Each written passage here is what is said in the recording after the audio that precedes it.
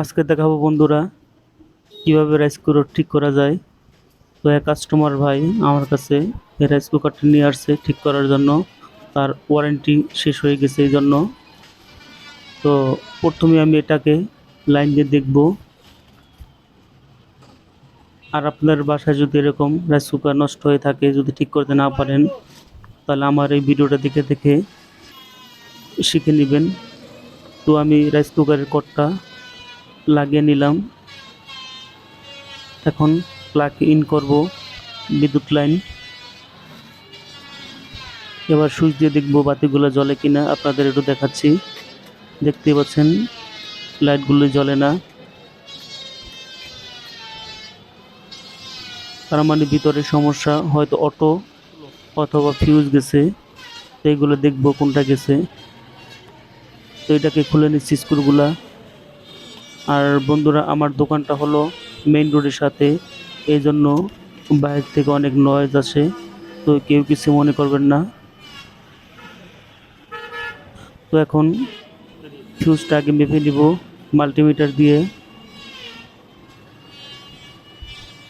তো ফিউজটা ঠিক আছে, ফিউজে কোনো সমস্যা নাই। তো কয়েলটাও ঠিক আছে। তো এই মুহূর্তে আমরা অটো যে সুইচটা আছে এটা খুলে নিব।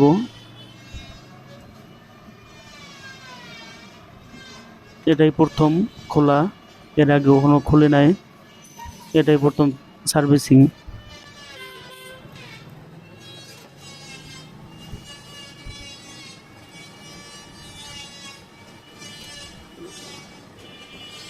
তো এখন অটো সুইচটা খুলে নিব। তো এটা একদম পুরে লেগে গেছে, যার জন্য একটু খুলতে সমস্যা হচ্ছে। এই যে খুলে ফেললাম। তো এটা হলো 16 এম্পিয়ার, এই যে লেখা দেখা যাচ্ছে। তো এরকম আমি আরেকটি নিব। এটা হলো আগেরটা পোড়া, আর এখন একটা আমি নতুন একটা নিলাম। এটাও 16 এম্পিয়ার, একদম সেম টু সেম, ওটাও যেরকম এটাও ওইরকমই। তো আগেরটা পুড়ে গেছে এই জন্য কাজ করে না, এই জন্য নতুন এটি লাগাতে হবে।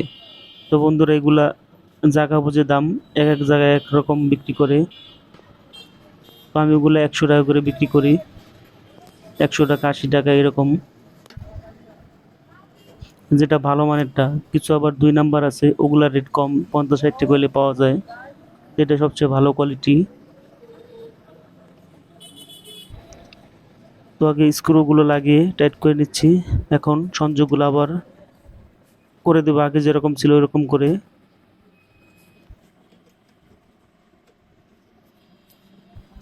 তো আমরা প্রথমটা দিলাম, দ্বিতীয়টা দিলাম, মাঝখানে যে লাইনটা এটা অফ, এটা কোনো লাইন নাই, শুধু দুইটাই লাইন, এই একটা লাইন আর নিচেও একটা লাইন, এই যে নিচে এটা, হ্যাঁ, আর এটা বাদ, এটা কোনো লাইন নেই। তো এখন বন্ধুরা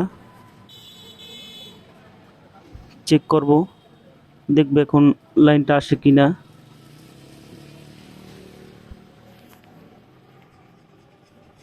এখানে যদি লাইন পাই তাহলে কয়েলটা গরম হবে।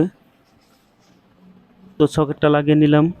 তো দেখুন বন্ধুরা, ওই যে হালকা আলো দেখা যাচ্ছে, লাইন এসে গেছে।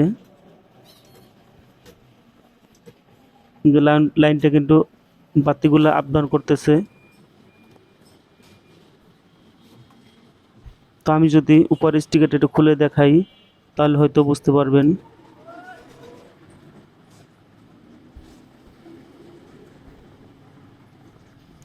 আগে এই উপরের ইটা লাগিয়ে নেই, স্টিলটা একটু লাগিয়ে নেই। আর বন্ধুরা, যারা আমার চ্যানেলটিতে সাবস্ক্রাইব না করছেন তারা অবশ্যই সাবস্ক্রাইব করবেন, আর লাইক কমেন্ট শেয়ার করবেন, কারণ আপনি শেয়ার করলে আরেকটা ভাই এটা দেখে শিখতে পারবে। আর স্কিপ না করে সবাই ভিডিওটা, ফুল ভিডিওটা দেখবেন ইনশাল্লাহ।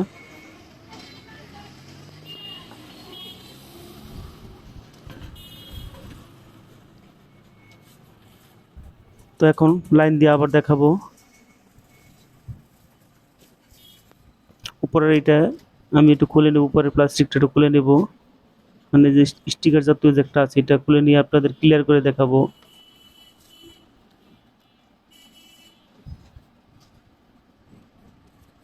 এই যে দেখুন বন্ধুরা, ভিতরে লাইনটা পেয়েছে। এখন যদি আমি সুইচটা দিলে এই যে এই সাইডে লাইনটা আসছে, মানে এখন গরম হবে। তো আমি গরম করে আপনাদের দেখাবো যে কাজটা হয়েছে কিনা। তো আমি একটু পানি দিয়ে পরে গরম করে দেখাবো।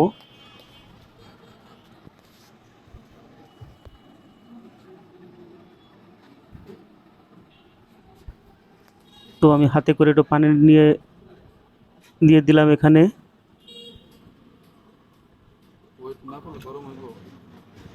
এবার সুইচটা চেপে ধরলাম। না, এটা কাজ হবে না, উপরে কিছু ভারী কিছু দিতে হবে, তাহলে হয়তো আমি একটু আমার দোকানের তালাগুলো আছে তালাগুলো তালাগুলো দিয়ে ওয়েট বাড়িয়ে এখন সুইচটা দেব। বাস, সুইচটা দিয়ে দিলাম। দেখুন বন্ধুরা, কিছুক্ষণ পরে পানিটা শুকিয়ে যাবে গরম হয়ে। তো দেখতে থাকুন আর নিজের কাজ নিজেরাই করবেন, শুধু শুধু মেকারে কেন টাকা দিবেন। দেখুন